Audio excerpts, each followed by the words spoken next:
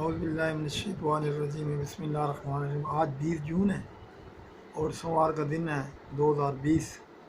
خالد منصور ایرانی کالم نگار اپنے چاہنے والوں کو دور و نزدیک سب کو السلام علیکم ورحمۃ اللہ وبرکاتہ۔ مجھے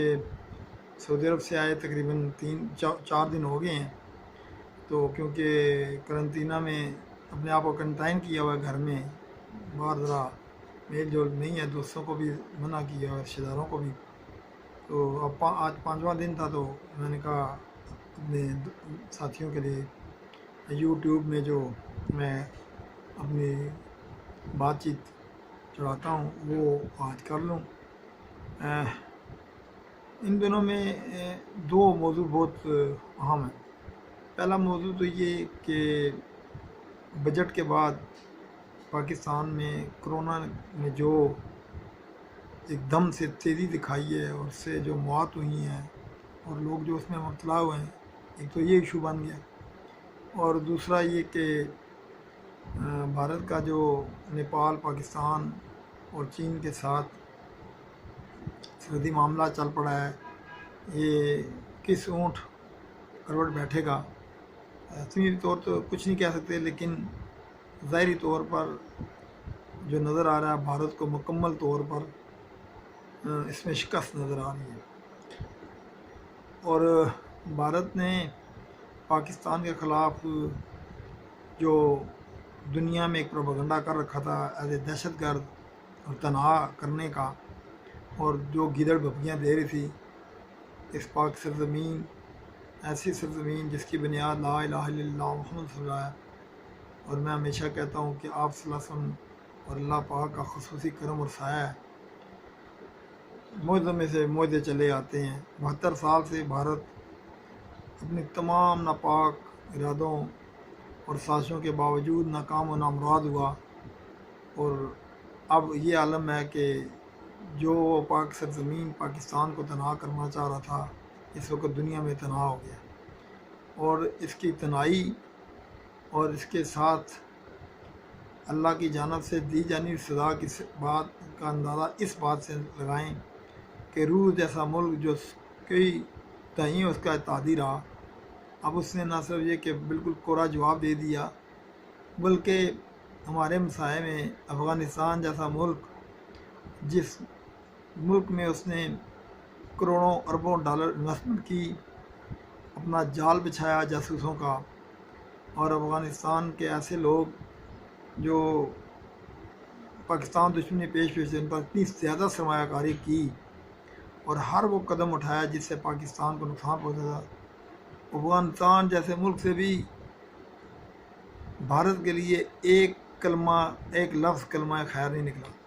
یہ ہے میرے اللہ کا کرم پاکستان پر۔ اور پھر رہی سی کسر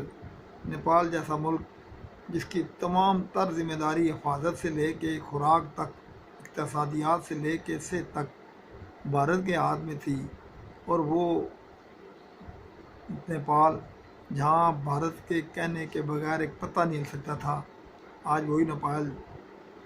بھارت کی جڑوں میں بیٹھ گیا، اور نہ صرف جڑوں میں بیٹھا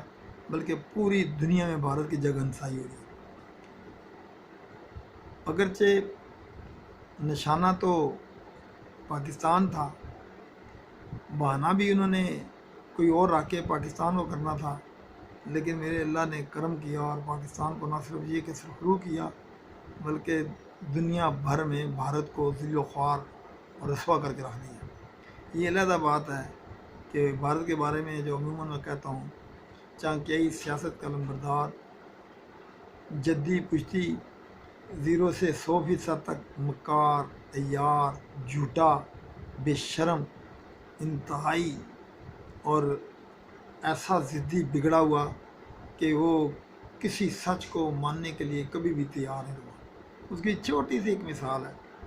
دنیا بھر جانتی ہے، لیکن ان کی ڈٹائی کا عالم یہ ہے کہ 27 فروری کو جب جہاز گرائے دو پاکستان نے، ہتھیاروں کے ملبہ بھی پاکستان نے اپنی میوزیم میں رکھ لیا، اس کی وردی پائلٹ کی رکھ لی، پائلٹ کو دنیا کے سامنے بھی، لیکن ان کا ایک ہی جناب یہ ہمارا ہیرو ہے جناب۔ اب جس ملک کے پروپیگنڈے کا اور جھوٹ کا یہ عالم ہے، کہ جنگی قیدیوں کو، اور وہ جنگی قیدی جس نے بغیر کسی وجہ کے ہتھیار ڈال دیا ہو اور کسی مثلاً کوئی کارکردگی بھی نہ دکھا سکا ہو، اس کو جناب اپنا ہیرو بنا کے پیش کر دیا، وہاں پر تو انا للہ و انا الیہ راجعون پڑھا جا سکتا ہے۔ یہ تو پرانی ہندوستان کی باتیں ہیں، لیکن فی الحال جو اس نے پاکستان کو کسی طریقے سے بھی زج کرنے کے لیے، یا اس کے اوپر کوئی ایسا، چائنا کو تو وہ منہ دکھانے کے قابل ہی رہا، ادھر تو منہ دکھاتے ہوئے بھی تو، اور زبان دکھاتے ہوئے زبان جلتی ہے، اور پائیں بڑھاتے ہوئے پاؤں جلتے ہیں، اور دوسری طرف پاکستان کے لیے وہ کوئی مکاری یاری کے لیے کوئی نہ کوئی بہانہ ڈھونڈ رہا ہے، لیکن دنیا میں اس کو کیونکہ کوئی سپورٹ نہیں ملی، وہ بالکل ننگا اور تنہا اور عیاں ہو چکا ہے، اس لیے بڑی سوچ و بچار میں مصروف ہیں، لیکن انشاءاللہ ان کی سوچ و بچار بھی جو ہے نا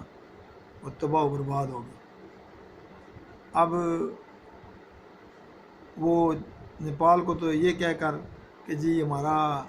ہم مذہب بھائی ہے، وہ یا ہمارا مسئلہ ہے ہم حل کر لیں گے، اور وہ جو انہوں نے پھر حل دکھایا ہے، تو پھر اس کے بعد ایسا تھپڑ رسید کیا کہ زندگی بھر انڈیا اب یاد کرے گا، اور باقی بھی کی جو چھوٹی چھوٹی ریاستیں تھیں اب ان کو بھی یہ حوصلہ و جرت مل گئی ہے الحمدللہ کہ وہ بھارتی تمام چالاکیوں، عیاریوں اور اسی مکاریوں پر آواز بلند کر سکتے ہیں اس کے خلاف۔ تو مجھے امید تعالیٰ ہے کہ اللہ اور رسول کے حکم سے انشاءاللہ افواج پاکستان، اور افواج پاکستان کے ساتھ ساتھ پاکستان کے تمام دفاعی اور حفاظتی اور محافظ ادارے جو کہ اس کی سلامتی کے ذمہ دار ہیں، وہ اپنا بھرپور کردار ادا کر رہے ہیں، اور انشاءاللہ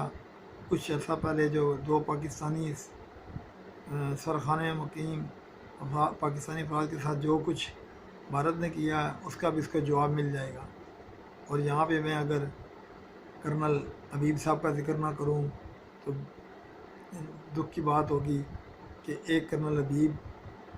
جو ہمارے انہوں نے سازش نیپال میں قید کیا تھا، شنید تو یہی ہے، کہتے ہیں کہ اس کو انہوں نے ہلاک کر دیا ہے تشدد کر کے، لیکن کیونکہ ابھی تک یہ گورنمنٹ کی طرف سے اناؤنس نہیں ہوا، تو اس کے بدلے میں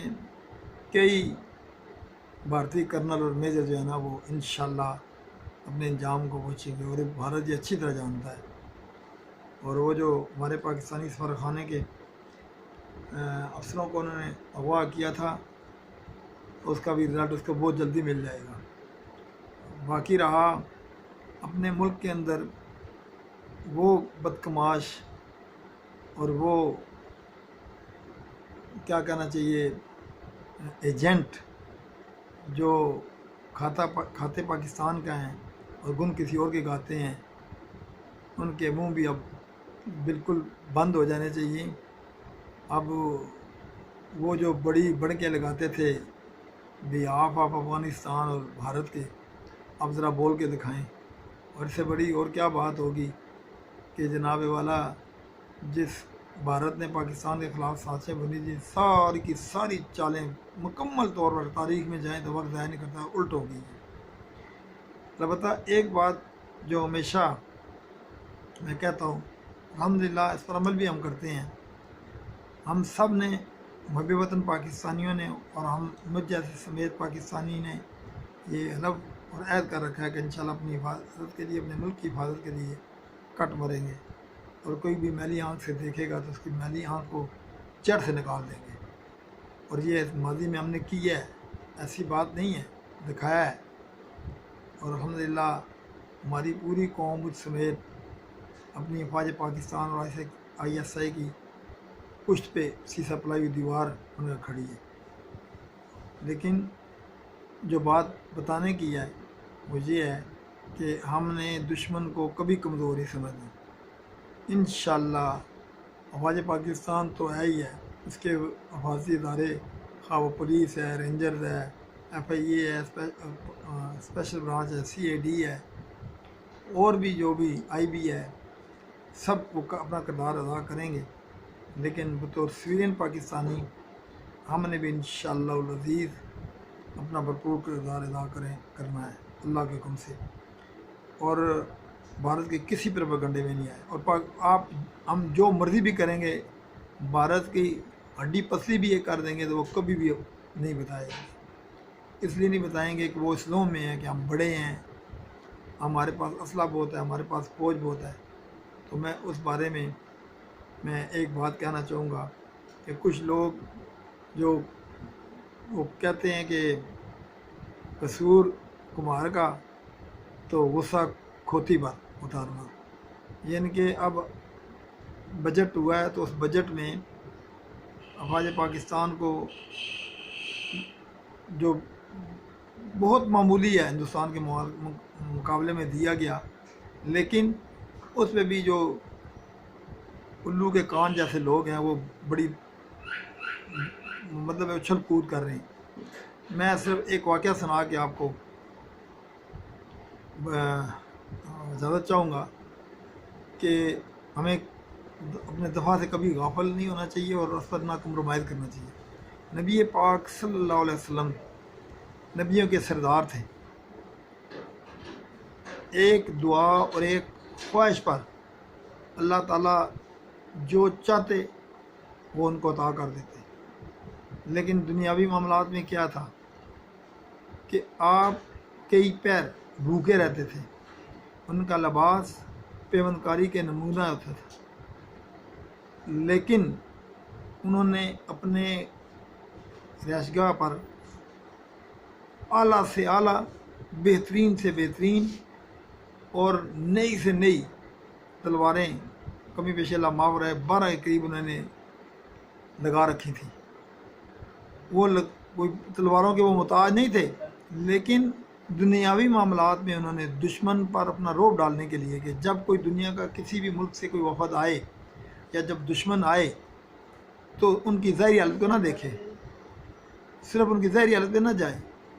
جب کمرے میں ان کے ساتھ گفت و شنید کے لیے بیٹھے، جب اس کی نگاہ ان کے اسلحے پر پڑے اور ان کے لوازمات جو جنگ کے لیے ضروری ہوتے ہیں پڑے، تو اس پر دہشت طاری ہو، اس کو پتہ چلے کہ مسلمان اپنی ذات کے لیے اپنی ذات پر تو کمپرومائز کر سکتا ہے، لیکن دفاع اور جنگی صلاحیت اور طاقت پر جو ہے نا وہ کبھی بھی کمپرومائز نہیں کرے گا۔ یہ ایک چھوٹی سی مثال ہے۔ اس لیے افواج پاکستان کا طاقتور ہونا ہم پاکستان نہیں، عالم اسلام کا طاقتور ہونے کو مترادف ہے، کیونکہ ہم نے ثابت کیا ہوا ہے۔ 1967 کی جنگ ہو، یہ جو گلف کی وار ہو، اس کے علاوہ اس سے پہلے مصر، اسرائیل کے ساتھ مصر، اردن اور دیگر ممالک جو عراق وغیرہ شام تھے، ان کی وار ہو، تو الحمدللہ پاکستان نے اپنا بھرپور کردار ادا کیا اور ہمیشہ کرتا رہے گا۔